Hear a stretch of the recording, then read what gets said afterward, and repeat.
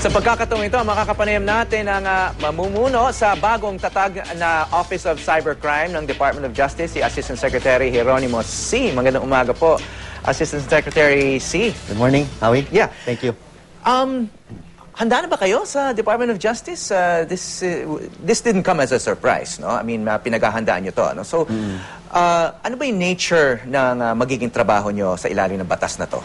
Basically, Howie, nag-start tayo sa 2001, no, yung I Love You virus.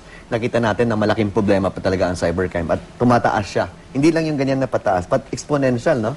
Yung cybercrime, So, 2001, ito na yung trabaho nyo? We saw the need already, kaya nag-capacity building na tayo, nag-umpisa tayo sa cyber forensics.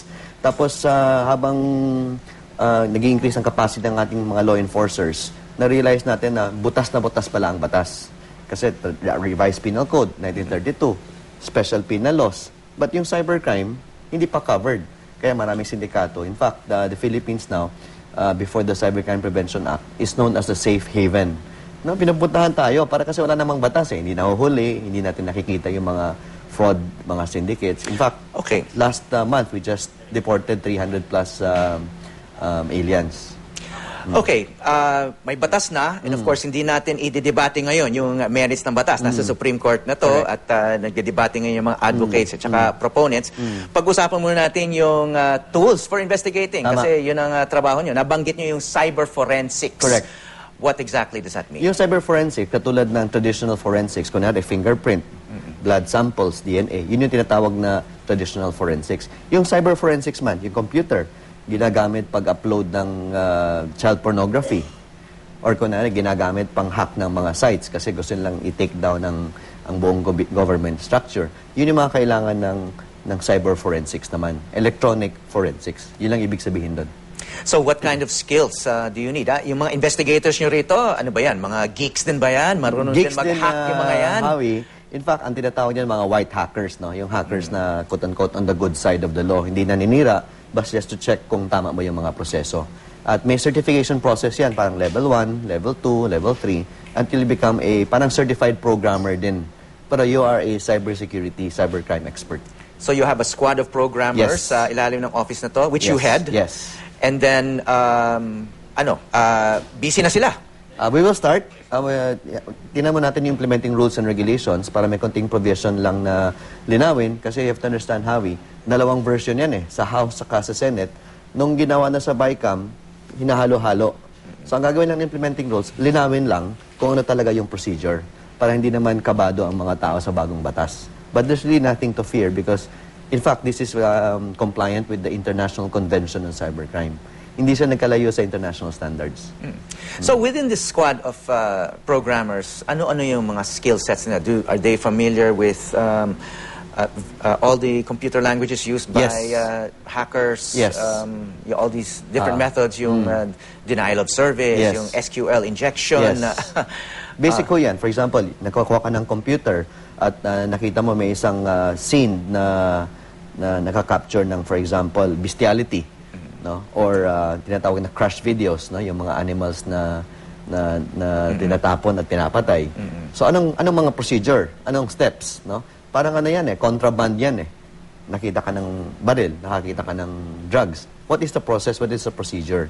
Ganon din ang pagpasok nun. Ang importante lang, iba yung dynamics kasi nga internet sa technology. Iba lang yung proseso. So, isa sa mga unang direktiba ni Justice Secretary De Lima, yung paghabol, ang pag-imbestiga dito sa recent hacking incidents o yung takedown incidents ng mga government websites. So, how do you attack a problem like that? It's a disservice. Yung policy lang mo na, Howie, is, if you really believe in your right to freedom of expression, sana hindi naman Anonymous Philippines. If you really think tama yung ginagawa mo as a freedom of speech, di ilabas natin, pag-usapan natin. Hindi naman dapat Anonymous Philippines, and it's a disservice to everyone. No? Scarce na nga yung resources natin, pahirapan mo pa yung tao na mag-maintain ng website. Ang yung taong kailangan ng informasyon, denied din. No? So wala ding right to information.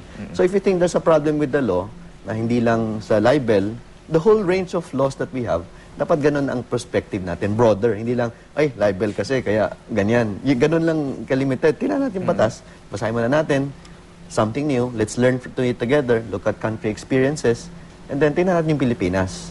Yun lang naman ang pwedeng gawin siguro natin. But yun na nga, back to the question, I mean, paano mo hahabulin itong anonymous Philippines hackers? Anonymous nga sila.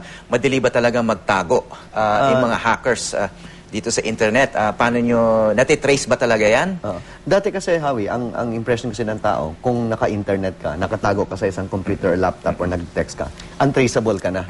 Kaya may impunity, ang lakas ng loob mag-cyberbully, magsa-cybersex, magnanakaw online. Kasi ang impression nga, hindi kaya ng state to protect yung victims ng crime. Pero ngayon, ang development kasi ng ICT, simple lang naman eh. Kung meron kang laptop, may internet connection yan, pumasok ka sa internet connection at meron kang ginawang kalokohan, yung pagpasok mo, parang pagpasok ng bahay yan eh. Pagpasok ng opisina yan eh. There has to be logs, there has to be traces.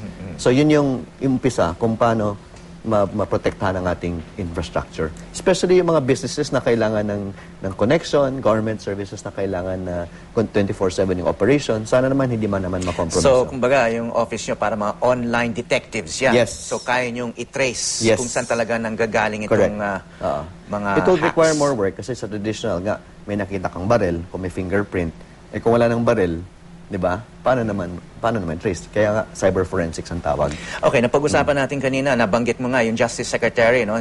This new law gives her kind of enormous powers, no? She can actually order the blocking of a site, take down of content.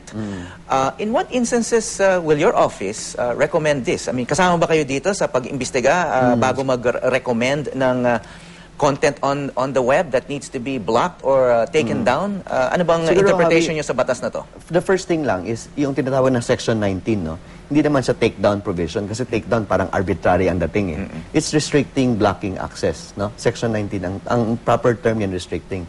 Kunwari, nagsasurf ka mamayang gabi, na may nakita kang bata, Filipino child for sale, 20,000 pesos, website. Anong gagawin mo? Hayaan mo lang ba yan? Tatawag ka, report. When we get the report, say, may complaint. Filipino child for sale, 20,000. Tingnan natin, imbestigahan natin to. Oy, kung talagang prima facie, this is not any standard. Mataas yung standard, prima facie.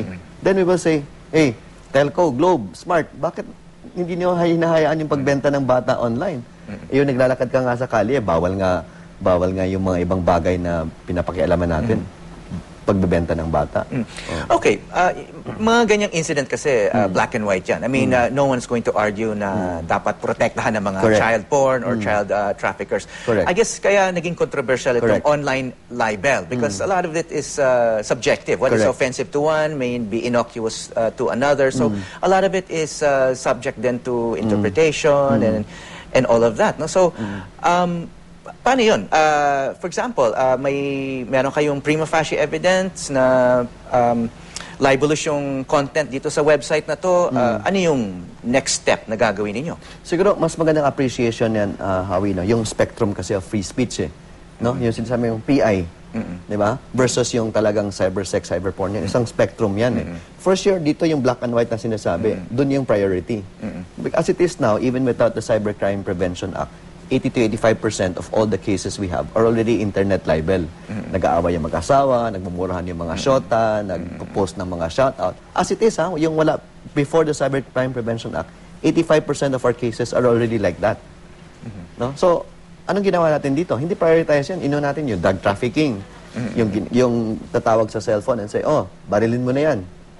Oh. But did the law Those are previously recognize online libel? Kasi alam ko yung argument ng ibang defense lawyers na mga targets ng libel suits, sinasabi nila, there's no such thing as internet libel. In sa revised penal code, yung libel dun is for traditional media. Nag-umpisa ngayon just for newspapers, eh, di ba? So, there's no mention of the internet in this, I think, 1930s law. 1932. No? 1932. So ngayon, with this law, I mean, it's very clear na mukhang there really is such a thing as internet libel. So, even before the Cybercrime Prevention Act, ang misconception na kailangan linawin siguro, Howie, before, revised penal code, yung 355 na libel, alam natin yon. But we also know that there's an e-commerce act. Okay. That says there's electronic evidence. Minura mo yung tao sa personal, minura mo sa email, minura mo sa Facebook. What's the difference? In fact, mas malala pa nga yung minura mo online, eh. Di ba? Kasi yung pagkalat, wala ka ng barrier, hindi ka na magpe-print, hindi ka na magdi-distribute, wala ka ng cost, murahin mo na lang. Tapos fake pa yung account mo. Hindi ba mas malala yon? okay, linawin lang natin. theoretically, if you like or share an article from another site, and you share it on Facebook, and then may pasya na libelous yung article na yon, you did not write it, you just shared it, kumbaga you published it on your Facebook page, theoretically, can you be sued for libel under this law? I think it's a stretch, no? Putting a like button or affirmative comment, I like the, parang ina-affirm mo lang yung isang statement, that's a stretch to be libelous. Because in the first place, unahin muna natin yung nag-post talaga. Okay. Diba? And then you do that consequently. And So hindi nyo papatulan yun? Because if you receive a complaint na, uy, nag-like lang. Nag-like, nag-share, o nag-retweet sa Twitter, itong yung tumitira sa akin, no? The Department of Justice will not go after the people who retweeted. Correct. It's just the main author. The law has to be practical eh. Hindi lang naman yan academic ng batas ang pinag-usapan lang eh. We're the primary enforcers. We see it on the ground kung ano mga problema. Then we tell Congress and say, boss, ito yung mga problema natin, itong kailangan. Otherwise, wala tayong magagawa. Diba? We never said like yung mga retweet. Wala na tayong gagawin. May interpretation kasi na many people believe na pwedeng kasuhan na yung mga ganon. Of course. Everyone will have different interpretations. But officially, hahabulin mo ba yung mga yan? You don't have enough time and resources to go for all the likes and tweets. Eh kung 1,000 yan, 1 million na tweets. Yeah, you can actually make an example just of 2 or 3, right? Imposible naman na habulin yung 10,000. We'll go after the syndicates, the transnational organized crime, the really bad crimes that are... Yun ang ipaprioritize. Yun talaga ang priority. And hindi mga social media users. No. Of course okay, not. well, that's reassuring to a lot of people. Maraming salamat, Justice Assistant Secretary Jeronimo C. Thank you. I was short.